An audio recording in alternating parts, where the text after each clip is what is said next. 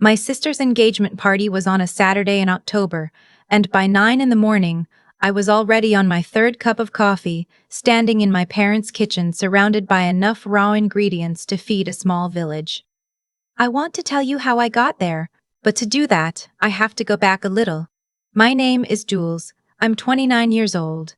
I spent the last 2 years building a freelance UX design business out of my apartment, and I was good at it. Genuinely good. But my family didn't see it that way. In their eyes, I was the daughter who didn't have a real job. The one who sat at home in front of a laptop and called it work.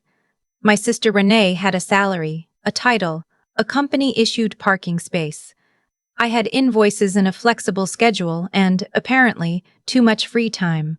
That was the thing they kept coming back to. The free time. So when my mother called 3 weeks before Renee's engagement party and said, "Jules, you'll handle the food, right? You have the time," I should have said no. I know that now. I knew it then too, if I'm honest. But I said yes, because I always said yes. Because in my family saying no meant starting a fight I didn't have the energy for. And because some part of me still wanted to prove I could contribute in ways they'd actually notice. What I didn't tell my mother was that 2 days before that phone call, I'd submitted a proposal for the biggest project of my career. A complete platform redesign for a mid-size healthcare company. 6 months of work. The kind of contract that changes things. I hadn't heard back yet. I was trying not to think about it. I told myself I could do both. I could manage the party food and wait for the email and keep everything together. I was good at keeping everything together. That was the other thing my family didn't know about me. How hard I worked to make it all look effortless. My mother's $7. My mother's 7 bill for 7, all 48 relatives and 60 guests, a 3-course spread, past appetizers, a full dinner, and a dessert table. She'd found inspiration photos on Pinterest and sent them to me in a long voice memo where she said things like, "You know what I mean, and just make it look like that." She did not ask about my budget. She did not ask about my budget. She did not offer one. When I brought it up, she said, "Jules, it's your sister's engagement. We're not going to be cheap about it." I spent $1,100 of my own money on groceries. I told myself I'd be paid back. I won't tell you yet whether I was. The morning of the party, I arrived at my parents' house at 8. My father was in the living room watching television. My mother was upstairs getting ready. Renee, the guest of honor, was at a spa with her fiancé's mother and 2 of her bridesmaids. Nobody asked if I needed help. Nobody offered. The kitchen was mine and it was enormous and I was alone in it. By 10 o'clock, I had 3 things going on the stove simultaneously, and a timer running for something in the oven. I'd pre-made what I could the day before. The dips, the dessert bases, the 2 salad dressings, but there's only so much you can prep ahead when you're doing this at scale. The bruschetta had to be assembled fresh. The stuffed mushrooms had to go in hot. The main course, a slow-roasted pork tenderloin with herb crust, needed constant attention. My mother came downstairs around 11, looked into the kitchen from the doorway, said it smells good, and went to rearrange the centerpieces in the dining room. My father made himself a sandwich at noon. At 12:30, one of my mother's friends, a woman named Patsy I'd known since childhood, came into the kitchen to refill her wine glass and stopped when she saw me. She stood there for a moment and said, quietly, "Honey, are you doing all of this by yourself?" I said yes. She looked at the counter, at the 6 trays waiting to go in the oven, at the stack of dishes already accumulating in the sink. She said, "Let me help you." And I almost cried right there over a sheet pan of mushrooms. Patsy spent the next 2 hours next to me, chopping, plating, running food out to the table. She didn't have to do that. She was a guest. Nobody asked her to, and nobody thanked her for it either, as far as I know. That's the thing about days like that. The person who shouldn't have to do the work does it anyway, and the people who should be helping are somewhere else entirely, talking about centerpieces. Around 2 o'clock, the guests started arriving. I could hear them through the kitchen door. The laughter, the hellos, the sounds of a party that was going well. Someone complimented the appetizers. I heard my mother say thank you. Not Jules made those, just thank you, as if the food had arranged itself. Renee arrived at 2:30 in a cream-colored dress, her fiancé Marcus on her arm, and the party shifted into a higher gear. She swept through the room. She was glowing, genuinely, and I didn't begrudge her that. I loved my sister. That was never the question. The question was always about what loving her was supposed to cost me. I sent out the first course at 3. The salad, the bread, the little individual amuse-bouches I'd spent 45 minutes assembling that morning. I watched through the pass-through window as people reached for them. I went back to the stove. At 3:45, I heard Renee's voice in the kitchen doorway behind me. "Jules," she said, "the bread baskets are empty." I turned around. She was standing there in her cream dress, holding an empty basket, expression expectant. "I'll bring more out in a few minutes," I said. "The main course is almost ready. People are hungry." "I know, it's almost ready." She set the basket on the counter and looked around the kitchen in a way that somehow communicated she found the whole situation inconvenient. Then she said, "You know, you really should have gotten more organized ahead of time," and walked back out. I stood there for a moment. I breathed. I picked up the bread basket and refilled it and brought it out myself, because there was no one else to do it, and then I came back and finished the main course. I want to be honest about what I was feeling in that kitchen. It wasn't just frustration. It was something older and quieter than that.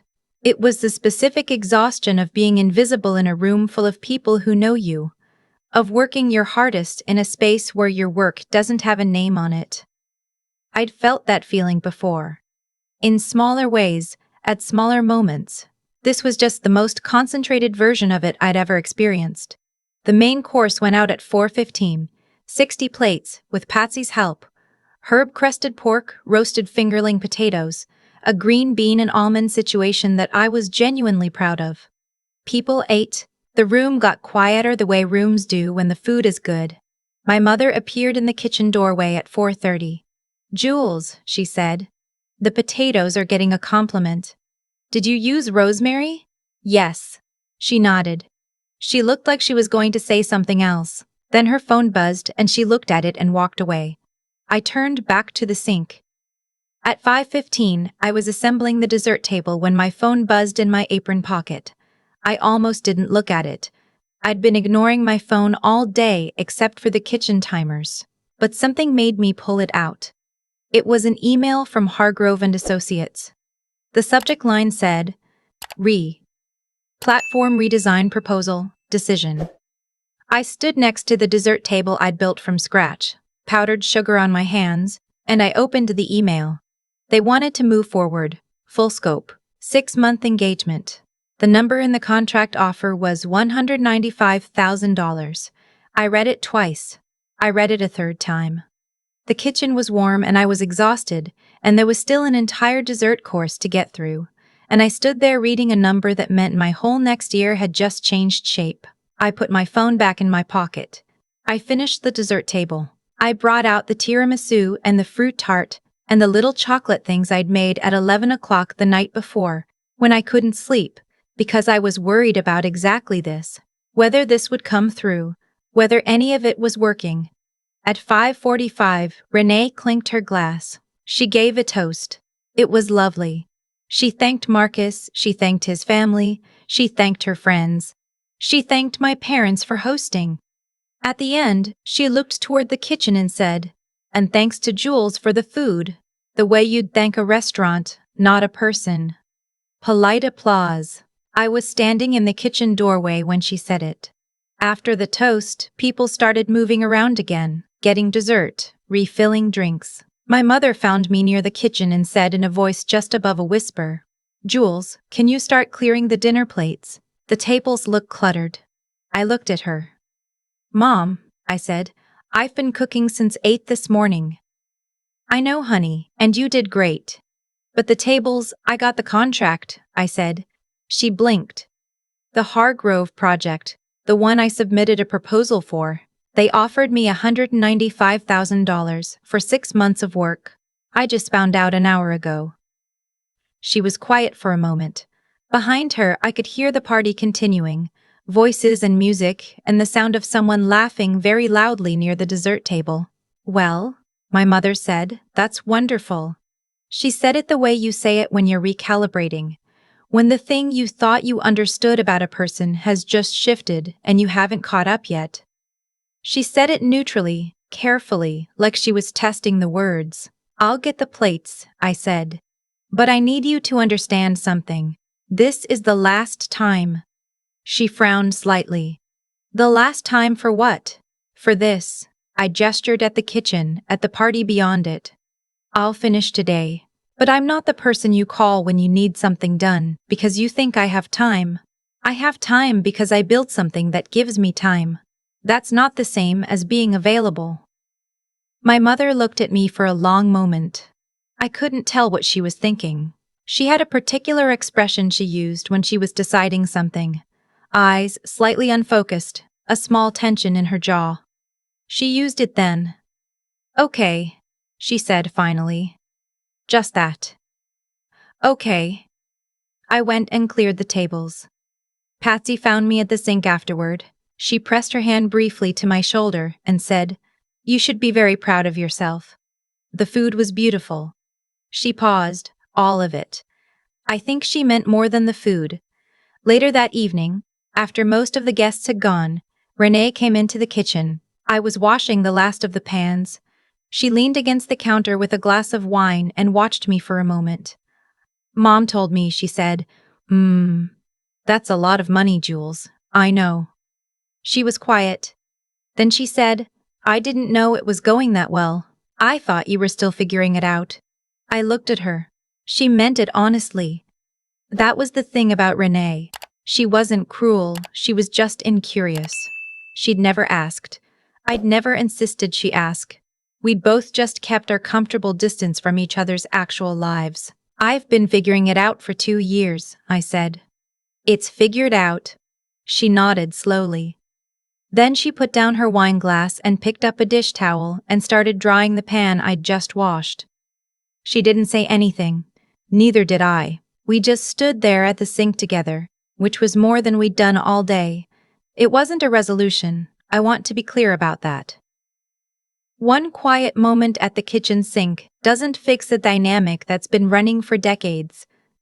But it was something. A small acknowledgement. A crack in the wall. My father found me before I left. He was standing by the front door, hands in his pockets, looking like he wanted to say something and wasn't sure how. He's always been like that. Present, but difficult to reach. Good party, he said. Thanks. A pause. Then, your mother said about the contract. Yeah? He nodded at the floor. You always were the one who figured things out quietly. It was the closest he'd come to a compliment in years.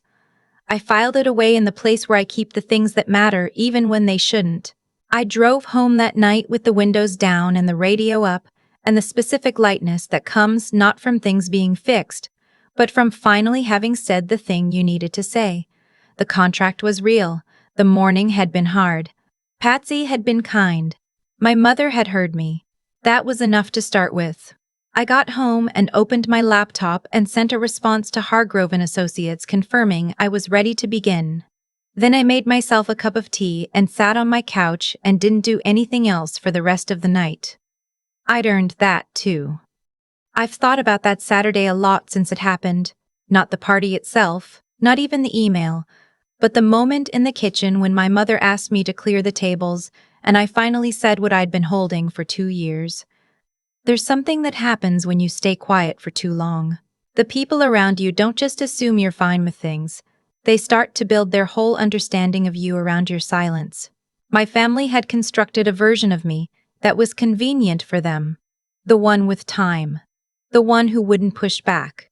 The one who could be handed a 60-person catering job with $1,100 of her own money and a vague "you know what I mean" on a voice memo. I let them build that version. I showed up for it, over and over, because I thought that was what love required. What I understand now is that I confused love with availability. They're not the same thing. The $195,000 contract didn't change who I was. I want to be clear about that. I've been doing the work for 2 years. The late nights, the proposals, the client calls, the quiet grind of building something real from nothing. The contract was just the moment the evidence became impossible to ignore. What changed wasn't my worth. What changed was that I finally had a number my family could hold, and the number made them stop and recalibrate in a way that my actual work never had. That's a painful thing to sit with. It means the respect I'd been wanting wasn't really about me. It was about legibility, about whether my success fit into a category they already recognized. Patsy drying dishes next to me for 2 hours without being asked. That mattered more to me than any of it. She saw the work for what it was before she knew anything about the contract. That's a different kind of recognition, and I don't take it lightly. Renee picking up the dish towel at the end of the night, that mattered too. Not because it fixed anything, but because it was honest. She didn't apologize, she didn't have a speech. She just stood next to me at the sink and helped. Sometimes that's where the real change starts, not in the big confrontation, but in the small gesture that follows it. What I keep coming back to is this. The life I built required a kind of resilience that nobody in my family had witnessed, because I'd done it entirely out of their sight. I worked hard in private, and then showed up to family events and absorbed whatever role they assigned me, because I hadn't yet learned that you can love people, and still refuse the version of yourself they've decided you are. Those two things can exist at the same time. They have to, actually, if you want to stay sane. I didn't walk out of that party with everything resolved. I walked out having said one true thing to my mother and meaning it. That's enough to build on. The rest takes time, and I've learned to be patient with time. I've been building quietly for 2 years. I can keep going.